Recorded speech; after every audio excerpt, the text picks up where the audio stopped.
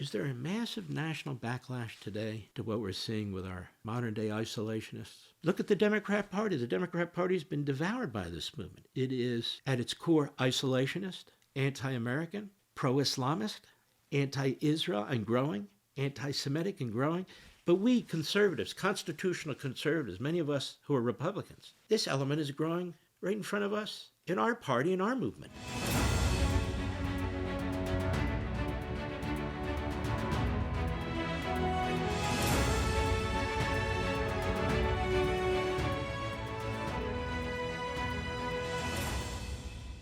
Hello, America. I'm Mark Levin, and this is Liberty's Voice, our brand new video podcast. Thank you for being here. I would ask you to do us a favor. Spread the word. It's only our 6th show. We're doing very, very well, but we want to build the audience. We want to integrate the audience with the radio audience, the TV audience, build a huge movement for the midterm elections and in defense of this country. And I believe this platform, so-called podcasting and video podcasting, can be used in a positive way. And I believe you, Mr. and Mrs. America, want that. You don't want to hear the anti-Semitism, the anti-Christianity, the bigotry, the racism. You don't want to hear the lunacy. You don't want to hear the F-bombs, and you don't want to hear all the weird talk and the influence it's having on our society, particularly younger people. So we're giving this a shot. We're trying to pioneer what I would call normal broadcasting, but very important, long-form history, its application to current events, the spread of actual knowledge. And I think we should use these new platforms that technology has given us for the better. And I believe red-blooded Americans want that.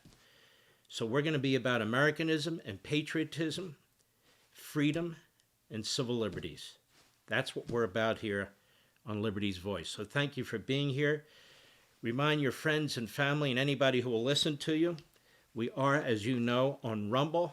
You can view us there, follow us, and we are on YouTube. You can subscribe there and follow us too, and we're going to get on other platforms as time goes on. Now, history is a big subject. In fact, it's a subject that will outlive all of us. And so it's important that we get into these different issues, understand the context in which today exists and events exist. You know, the Marxist mindset has it that the world begins today. And they have slogans for history. They have slogans for economic systems. They have slogans, and more slogans. They want people stupid, but they want them indoctrinated. Same with the fascist elements and the neo-fascist elements. Same thing. They don't want you to have knowledge. They don't want you to really know about this country and freedom and all the greatness that comes with the founding.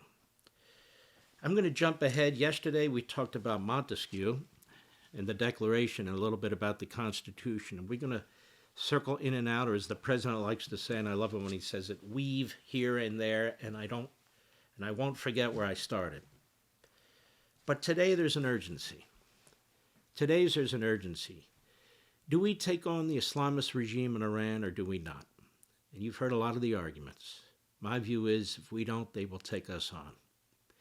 You see, the idea that if we close our eyes and don't listen to what's being said about us and to us, and we ignore the fact that that regime is in fact an Islamist Nazi regime, that in fact it is our enemy by its own words, that in fact it will not stop in the pursuit of massive weapons that can do massive damage to our people, and they're getting very close. In fact, if the president hadn't hit their nuclear sites, they'd have them by now. So the issue is, what do we do about this? Do we ignore it? I love it when people say, don't go to war with Iran. Iran's been at war with us for almost half a century. It's funded terrorism. It's tried to assassinate our president. It's killed over 1,000 Americans, both civilian and military. You know, generations before, they wouldn't have put up with that. There'd be no question what needs to be done about that. And generations before wouldn't leave it to their children and grandchildren to deal with this. Now, we as a nation have kind of been through this before. And we need to learn from this. Part of the problem is, learn what? People don't know what took place in the 1920s and 1930s and 1940s. They're not being taught. They're not being told. Not by the media, not by K through 12, not by colleges and universities. We just keep beating up on ourselves and then talking about how we're the imperialists, how we're the colonialists, how we're the enslavers and so forth. This is the greatest country on the face of the earth. This is our 250th anniversary. We are a very consequential people. Very important. And so let's take a look at this little piece of history and its application to what's going on today. Will the president take military action to put an end to that regime in Tehran, or will we have a negotiated agreement of one sort or another? And if we take military action, will the military action be used to send a signal, to bring them back to the table, or will it be used once and for all to put this Islamo-Nazi regime out of business? Almost 100 years ago, in 1928, the diplomats, they had a great idea. They wanted the biggest deal of all deals. The biggest deal of all deals. And you know what it was? To sign an agreement outlawing war. That sounds pretty cool, doesn't it?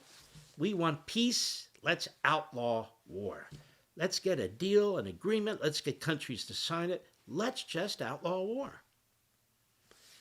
As pointed out at the Office of the Historian, it's called the Kellogg-Briand Act. It was an agreement to outlaw war signed on August 27, 1928. Sometimes called the Pact of Paris for the city in which it was signed, the pact was one of many international efforts to prevent another world war, like World War I. But it had little effect in stopping the rising militarism in the 1930s or preventing World War II. You know what the effect was? We effectively disarmed, and so did many of the other Western nations in Europe. But the enemy doesn't disarm. The enemy doesn't sign agreements it means to keep. Period. We had U.S. peace advocates and isolationists back then as well. In the wake of World War I, U.S. officials and private citizens made significant efforts to guarantee that the nation would not be drawn into another war. Some focused on the disarmament, such as the series of naval conferences that began in Washington in 1921, and some focused on cooperation with the League of Nations and the newly formed World Court. Others initiated a movement to try to outlaw war outright. Deal of all deals. Peace advocates Nicholas Murray Butler and James T. Shotwell were part of this movement. Both men were affiliated with the Carnegie Endowment for the International Peace, an organization dedicated to promoting internationalism that was established in 1910 by leading American industrialist Andrew Carnegie. The French were intimately involved with the influence and assistance of Shotwell and Butler. French Minister of Foreign Affairs Aristide Briand proposed a peace pact as a bilateral agreement between the United States and France to outlaw war between them. Particularly hard hit by World War I, France faced continuing insecurity from its German neighbor and sought alliances to shore up its defenses. Briand published an open letter in April of 27 containing the proposal. Though the suggestion had the enthusiastic support of some members of the American peace movement, U.S. President Calvin Coolidge and Secretary of State Frank Kellogg were less eager than Briand to enter into a bilateral arrangement. They worried that the agreement against war could be interpreted as a bilateral alliance and require the United States to intervene if France was ever threatened. So to avoid this, they suggested that two nations take the lead in inviting all nations to join them in outlawing war. On August 27, 1928, 15 nations signed the Pact of Paris. Signatories included France, the U.S., the United Kingdom, Ireland, Canada, Australia, New Zealand, South Africa, India, Belgium, Poland, Czechoslovakia, Italy, Japan, and Germany. Germany, 1928, signed a pact against war. Later, there were an additional 47 nations that signed. And it was tested, put to the test during this period. It was fanciful. It was ridiculous. When you have nations sign agreements like this, The problem is you have nations that don't. Furthermore, and more importantly, in the case of the Kellogg-Briand Act, as I pointed out, one of the signatories was Germany. But the governments change in democracies, don't they? And so one government is not necessarily like another. Germany signed that pact. We signed that pact. People were thrilled. Oh, no more war. We got the deal of deals. Diplomacy works. Negotiation works. Not when you're dealing with evil. Let's talk about Adolf Hitler and the Nazi rise to power. At the same time that this pact was signed, Nazi Party leader Adolf Hitler became Chancellor of Germany on January 30, 1933. In the months that followed, the Nazis transformed Germany from a democracy into a dictatorship, obviously. Hitler and the Nazis' rise to power was not inevitable. It was the result of many factors, including timing, circumstances, and sheer luck, and brute force. In the early 1920s, the Nazi Party was a small, radical so-called right-wing political movement that wanted to overthrow German democracy. Hitler and the Nazis tried and failed to seize power by force in November 1923. In the mid-1920s, the Nazis changed their strategy. They began competing in elections to try to undermine German democracy from within. The Nazi Party started to gain significant numbers of voters in national elections in September 1930. So they signed the Kellogg-Briand Act, the German government, in 1928, during the rise of the Nazis. The Nazis used political violence, grassroots campaigning propaganda, and political scheming to destabilize the Weimar Republic, win supporters, and take power. Adolf Hitler and the Nazi Party came to power in Germany on January 30, 1933. That day, German President Paul von Hindenburg appointed Hitler Chancellor. At the time, Germany was governed by a democratic republic known as the Weimar Republic. The Weimar Republic had been established almost 15 years earlier, at the end of World War I, which went from 1914 to 1918. It replaced the German Empire that existed from 1871 to 1918, which collapsed at the end of the war in November 1918. The Weimar Republic was a parliamentary democracy. Its constitution guaranteed equality of all citizens before the law. It also guaranteed civil liberties, such as freedom of speech, freedom of assembly, and freedom of religion. Many Germans embraced the end of the German Empire and the founding of the new republic. However, others rejected the republic as illegitimate. Hitler and the Nazis hated the republic. They considered parliamentary democracy to be a weak form of government. They despised the Weimar Republic leaders for signing the Treaty of Versailles in June 1919. The Nazis were also anti-Semitic, meaning they hated Jews, obviously. They embraced anti-Semitic conspiracy theories about the end of World War I, the founding of the Weimar Republic, and communism. They wrongly blamed Jews for many of Germany's post-war problems. The Nazis called for a strong authoritarian Germany that was free of Jews. In the early 1920s, the Nazi Party was a small, unpopular, and ineffective political movement. But by mid-1930, this changed. By that time, the Great Depression had caused an economic and political crisis in Germany. And guess who they blamed? The Jews. The bankers, which were all controlled, of course, by the Jews. No. The Nazis became increasingly popular by attacking the Weimar government as ineffective and promising to create a strong Germany. Over the next 2.5 years, the Nazis ruthlessly exploited features of the Weimar Republic's democratic system of government to gain power. Does any of this sound familiar to anybody? This was possible because of 3 factors.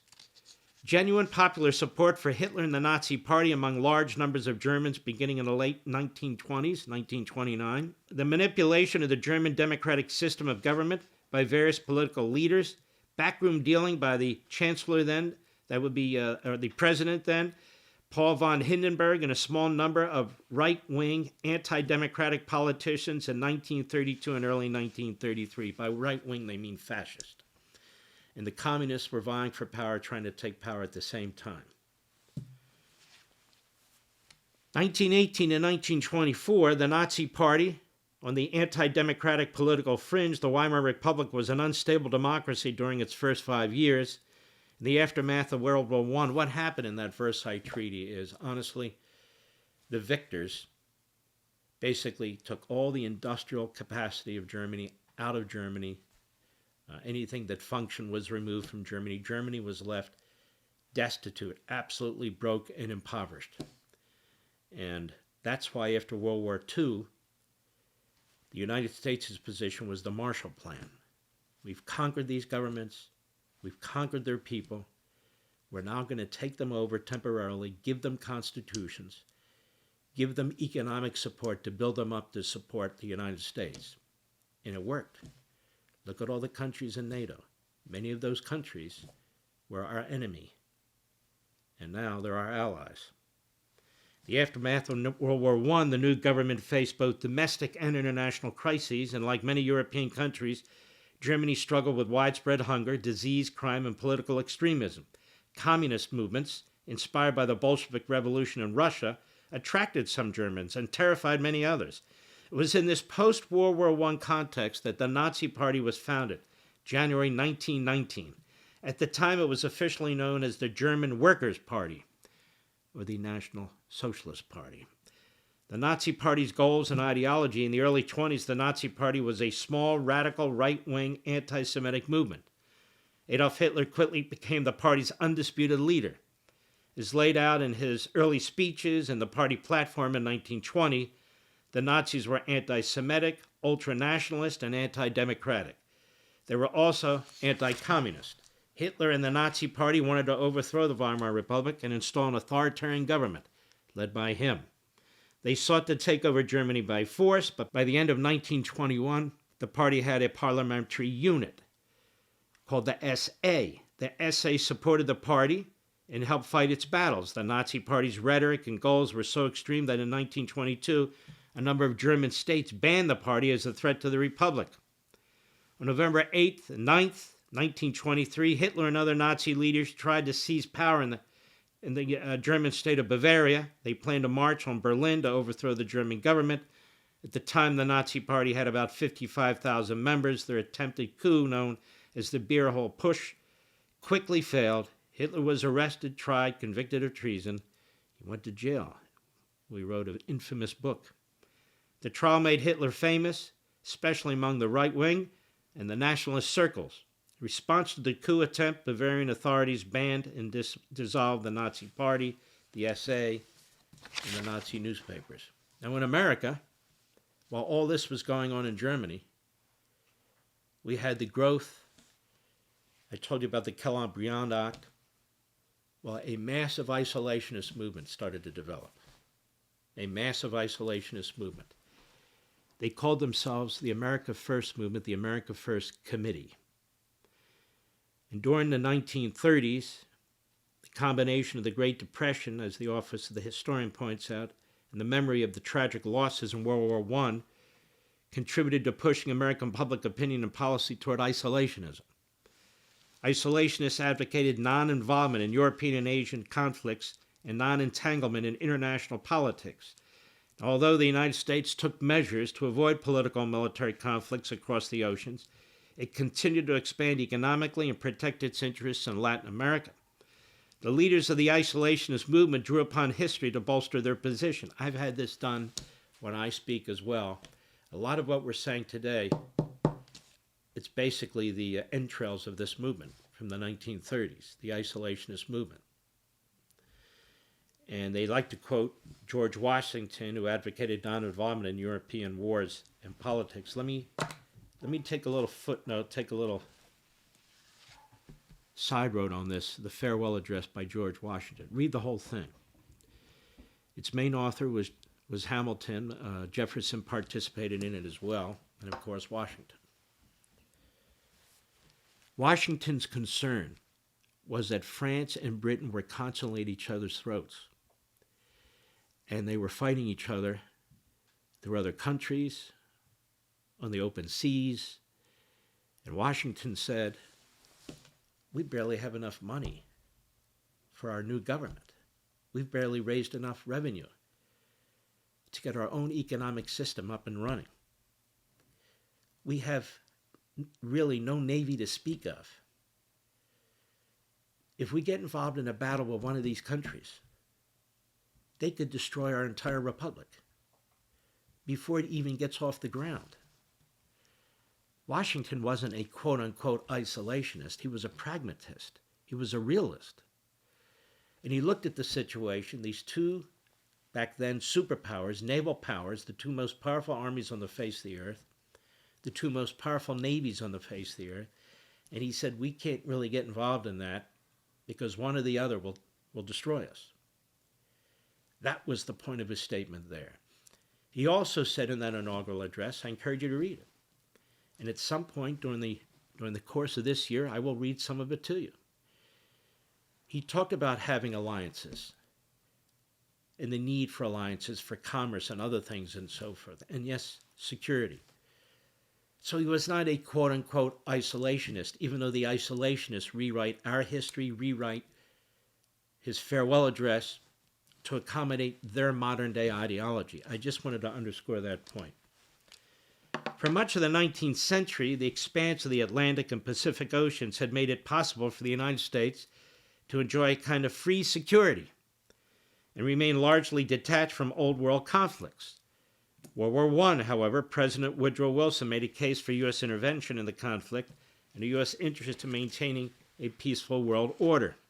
Nevertheless, the American experience in that war served to bolster the arguments of isolationists. They argued that marginal U.S. interests in that conflict did not justify the number of U.S. casualties. In the wake of World War I, a report by Senator Gerald P. Nye, a Republican from North Dakota, an isolationist, fed this belief by claiming that American bankers and arm manufacturers had pushed for U.S. involvement for their own profit. You hear this today, don't you? The profiteers, the federal contractors, these military-related corporations. Go to war for them. You've also heard it said. Go to war for the Jews. Go to war for Israel. You've also heard it said the Jews control commerce. The Jews control the banking system. So you have the Jew haters, anti-Semites who are homegrown, of the Islamists and their governments who are pushing this agenda. And then you actually have people like Tucker Carlson going overseas to Islamist countries that are funding terrorism, that have killed Americans on the battlefield, Americans in our own buildings, giving them aid and comfort on the possible precipice of a battle against Iran, the main funder of terrorism in the world and the main advocate for conquering the West and the United States with Islam. The 1934 publication of the book Merchants of Death by H.C. Engelbrecht and F.C. Hanegren, followed by the 1935 tract War is a Racket by decorated Marine Corps General Smedley Butler, both served to increase popular suspicions of wartime profiteering and influence public opinion in the direction of neutrality. Hitler's on the rise. Hitler's on the rise. We signed the Kellogg-Briand Act. We are basically, to ourselves, for ourselves, psychologically disarming, physically, militarily disarming in the face of the rise of what would become the Third Reich. Many Americans became determined not to be tricked by banks and industries into making such sacrifices again. And again, this overlay of Jews and anti-Semitism, banks, they control the banks, they control our foreign policy, they control the president. At that time, Franklin Roosevelt. You hear this today from Carlson and others. The Jews, Netanyahu, Israel want to plunge us into a war. They have undue influence over the administration. You're hearing the same things, and I have no doubt that Carlson knows this history and is repeating it intentionally. The reality of a worldwide economic depression and the need for increased attention to domestic problems only served to bolster the idea that the United States should isolate itself from troubling events in Europe. During the interwar period, the U.S. government repeatedly chose non-entanglement over participation or intervention as the appropriate response to international questions. This is why I've spent months on radio and on Fox explaining that we cannot allow the Islamist regime in Iran to continue for our own security, for that of our children and grandchildren. ICBMs that can reach our country with nuclear warheads, chemical warheads, biological warheads, that's what they're doing now. And they'll use them. They say that their goal is to destroy us. Their ideology, mixed with their faith, says that their goal is to destroy the West. The first Khomeini called us the great Satan. That's where the great Satan and the little Satan come from, that they talk about every single day. We are the great Satan. We must be destroyed. Immediately following the First World War, Congress rejected U.S. membership in the League of Nations. Some members of Congress opposed membership in the League out of concern it would draw the United States into European conflicts, though ultimately the Collective Security Clause sank the possibility of U.S. participation. During the 30s, the League proved ineffectual in the face of growing militarism, partly due to the U.S. decision not to participate. There were a lot of problems with the League of Nations. I don't need to get into it right now. The Japanese invasion of Manchuria and subsequent push to gain control over larger expanses of northeast China in 1931 led President Herbert Hoover and his Secretary of State, Henry Stimson, to establish the Stimson Doctrine, which stated that the United States would not recognize the territory gained by aggression and in violation of international agreements. Hoover, among other things, was in many respects a disastrous president. The Kellogg-Briand Act, then the Stimson Doctrine. We will not recognize. We will not go to war. We will not recognize other countries that go to war and take. So what? So what? You're appeasing. You're appeasing. Upon taking office, President Franklin Delano Roosevelt tended to see the necessity for the United States to participate more actively in international affairs. But his ability to apply this personal outlook to foreign policy was limited by the strength of the isolationist sentiment in the U.S. Congress. And it goes on. So who are the key figures in this isolationist movement?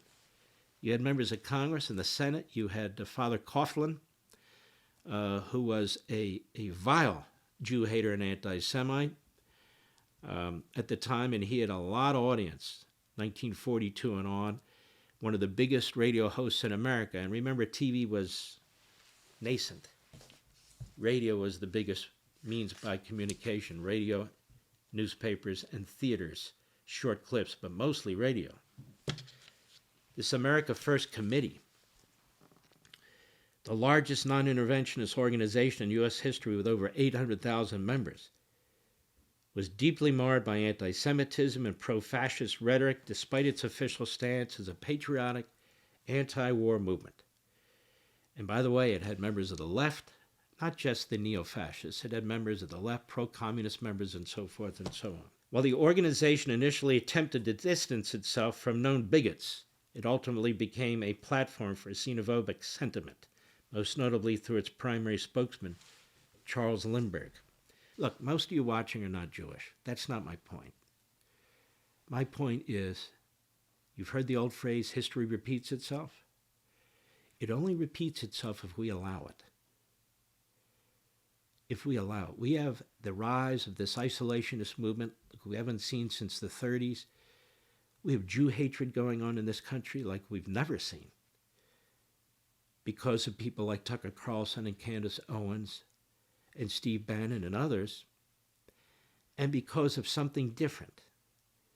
This mass migration of Islamists, many from the Middle East or Far East, into our country as a result of Democrat Party immigration policies. We have imams in this country. We have mosques being built by record numbers, hundreds and hundreds and hundreds, strategically located in red states, to conquer them, to defeat them. And their leaders and their scholars, they tell us what they intend. They intend to destroy this country from within. They intend to impose Sharia law in lieu of the Constitution. Their ideological, fundamentalist viewpoints of Islam in lieu of the Declaration of Independence. This is a real fight. My fear is we are less prepared now to fight this than we were in the 1930s because of the enemy within. This issue of anti-Semitism is very interesting, isn't it? Anti-Semitism is always on the rise when we have economic hardship or when we confront threats overseas. Because for the isolationists or the enemy within, Islamists from the Middle East and so forth, it's the shiny object. Because the vast majority in America, the vast majority in Europe, the vast majority in the world are not Jews. So look over there, it's the Jews. It's the Jews, it's the Jews. While they're trying to destroy the civil society, including Christians and Christianity. Now, Charles Lindbergh was the movement's most popular and charismatic orator, as you can imagine. He frequently used anti-Semitic tropes in his speeches and personal writings. His involvement led to increasing criticism that the America First Committee embraced fascistic sympathies. It did, but there was also a communist element to it. Henry Ford, the automotive pioneer and notorious anti-Semite who published the propaganda text, The Protocols of the Elders of Zion, a complete lie, a complete concoction about Jews and the control of Jews over society, was an early high-profile member. He was eventually removed as the America First Committee tried to distance itself from charges of anti-Semitism. Avery Brundage, a former U.S. Olympic Committee chairman who had barred Jewish runners from competing in the 1936 Olympics in Berlin. Brundage served on the AFC Executive Committee, and his removal took place alongside Ford. Father Charles Coughlin, who I just mentioned, a radio priest known for spouting anti-Semitic sentiments to millions of listeners. He was a vocal supporter whose Coughlinites, as they called them, were attracted to the movement, though the AFC officially refused donations from his organization. So there were people who opposed the anti-Semitism, opposed the communism, opposed the fascism, because that organization was founded by Yale law students in 1942. The America First Committee was founded by Yale law students in 1942. The 1941 Des Moines speech. This was the speech given by Lindbergh, September 11, 1941, entitled, Who Are the War Agitators? He identified three groups pushing the U.S. toward war. The British, think about Carlson, the Israelis.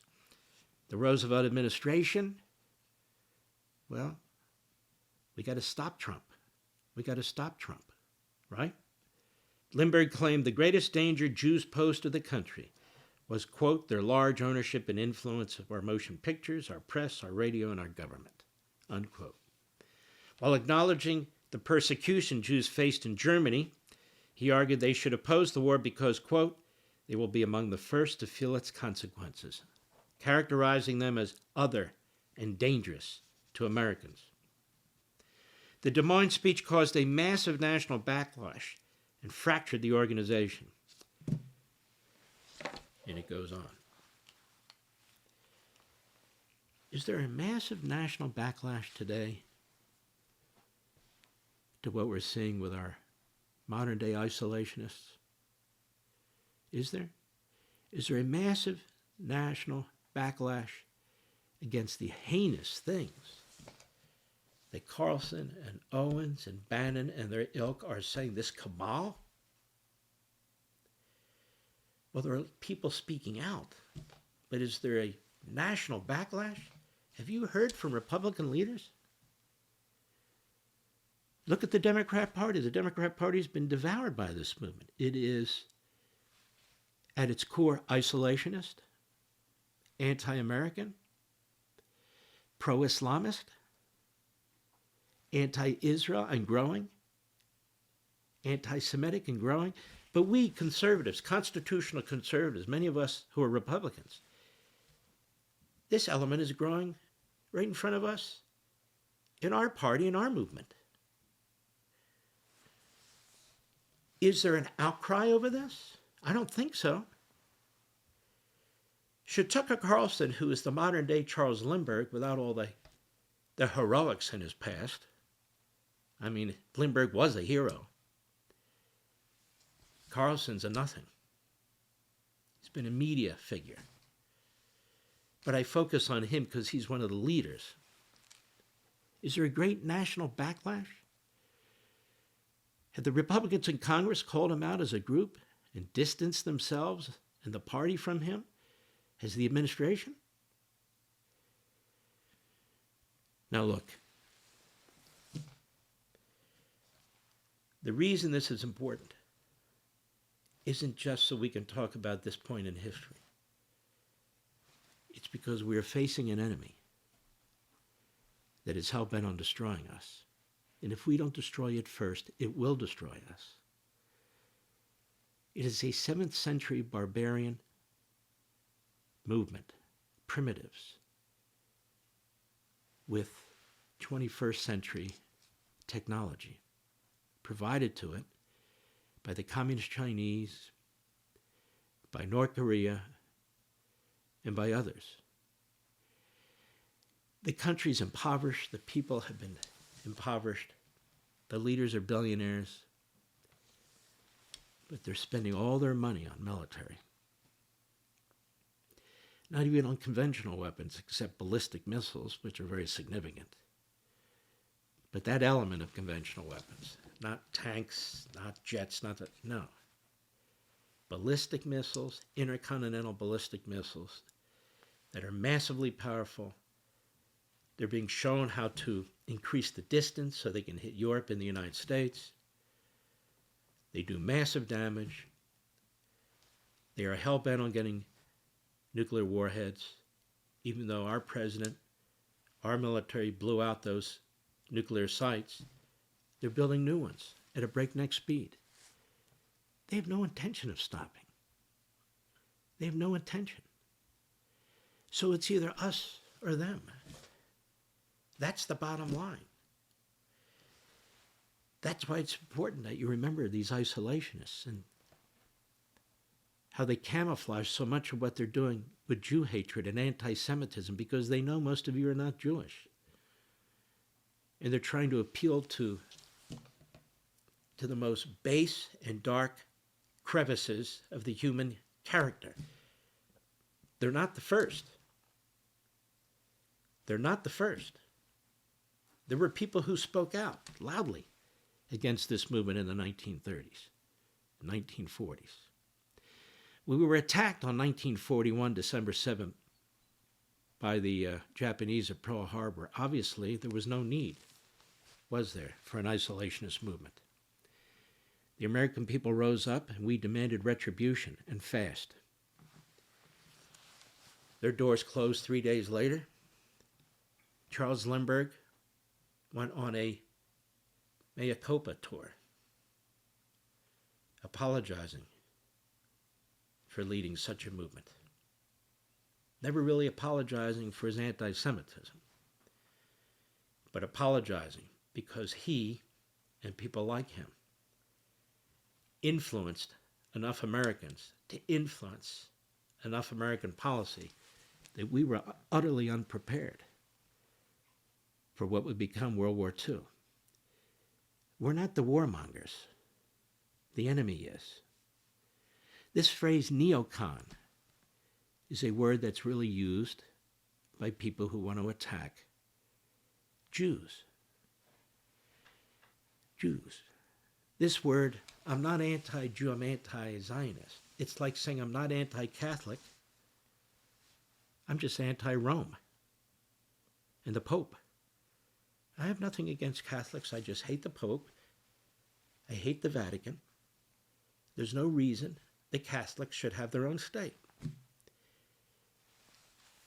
One Jewish state, over 50 Muslim states. Nobody questions that. Why do the Muslims get all these countries? Have you ever heard anybody say that? America is a majority Christian nation, and thank the good Lord for that. I say that as a Jew, because I know without the Christians, we Jews would be in big trouble. We are tied at the hip. And that's why anti-Semitism is also an attack on Christianity. When they're attacking Jews, they're attacking Jesus. They're attacking the people who wrote the Gospels. They're attacking all of us. That's why the Marxists don't believe in any faith and want to destroy all of them. And the Islamists believe in only one and destroy all the rest of them. That's what we're up against. So when we have elements in our country who conduct themselves like elements in our country conducted themselves in the 1930s, right up to the time that we were attacked in Pearl Harbor, I asked this question. Should we wait till we're attacked? Should we leave Iran alone? Let them build 20,000 ballistic missiles. Let them build ballistic missiles that can hit not only the continental United States, but Hawaii and Alaska, all of our military bases. Let them build as many ballistic missiles as they want. Let them have nuclear warheads, chemical warheads, biological warheads. Why should we fight Israel's war? How is this Israel's war? Why should we fight Israel's war? Because the Jews and Israel and Zionism and Netanyahu, in many respects, me, I guess, were foils to distract. There are elements in our country that want to destroy this society. The Marxists, the Islamists, and yes, the woke, right, neo-Nazi isolationists. You cannot watch the buildup of the communist Chinese military, which now is a bigger navy than we do, which has more men in uniform than we do, which is building modern nuclear weapons, and in 5 or 6 years will have more nuclear weapons than we do. Their geographic locations, they're building phony islands to take over the South China Sea. Half of the world's commerce goes through the South China Sea. They controlled, not that long ago, both ends of the Panama Canal. They're working with Russia to put military bases in the Arctic Circle. They're encircling us. They were working with Venezuela, which is one of the main reasons I believe the president decided to take out Maduro. But they're working in our hemisphere, in Central and South America, with other countries, including communist countries. This isn't about the Jews. No, this is about whether you love this country or not. And we have free speech and freedom of association. We have judges that will not allow us to deport the enemies of the state, the enemies of our country. And they are here, and they are active, and they are loud. We have homegrown enemies within. Some of them come from very rich families. Some of them are billionaires trying to influence you. That peace in our time is achievable. Achievable. But for the warmongers, but for the Jews and the Israelis and Netanyahu who's trying to drag us into a war. That's right. But for the hawks, no more war. No war with Iran. These are the useful idiots who aid and abet our enemies. They did it before, and they're doing it today. Please speak out. Please help defend our country, defend our troops, defend our commander-in-chief who's being stabbed in the back and who's under enormous pressure from these people. Please speak out and demand that our political leaders start acting like leaders and speak out. You will determine whether this country survives or not. You will determine if we leave it to the next generation, your children, the generation after that, to fend for themselves under impossible odds with a rising China and Iran having nuclear warheads, chemical warheads, and biological warheads that can reach our country. Should we wait to get hit? That would be a disaster. We won't survive.